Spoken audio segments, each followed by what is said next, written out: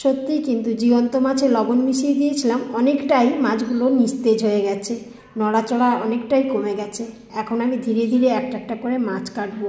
কাটার আগেই কিন্তু খুব ভয় করছে, কারণ কই মাছ কাটলে আমার কোনো দিনই এমন হয় না যে হাতে কাঁটা ফোটেনি, কাঁটা আমার ফুটবেই।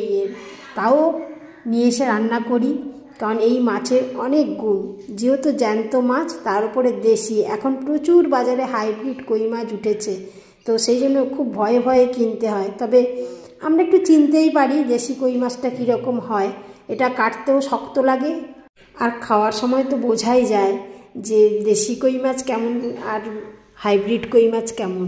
দুটো অনেকটাই তফাৎ। দেখতে অনেকটা একই রকম হলে কী হবে, খাওয়ার সময় খুব ভালো বোঝা যায়, কাঁটাগুলো অনেকটাই নরম থাকে, আর দেশি কই মাছের কাঁটা অনেকটাই শক্ত। তো দু রকমের মাছ এনেছি, সেটাই এখনও পুঁটি মাছ ছাড়ানো আমার বাকি রয়েছে।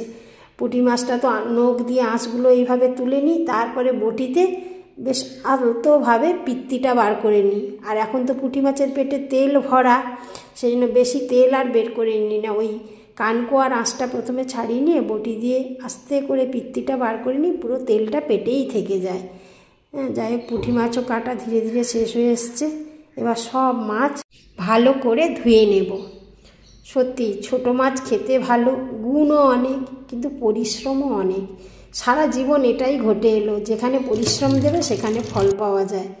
তো এখন মোটামুটি মাছগুলো ভালো করে ধুয়ে নিয়ে লবণ হলুদ মেখে নেব, তারপরে তো রান্না করব। এমনভাবে মাছগুলো রান্না করতে হবে যেন পুষ্টিগুণ সঠিক থাকে।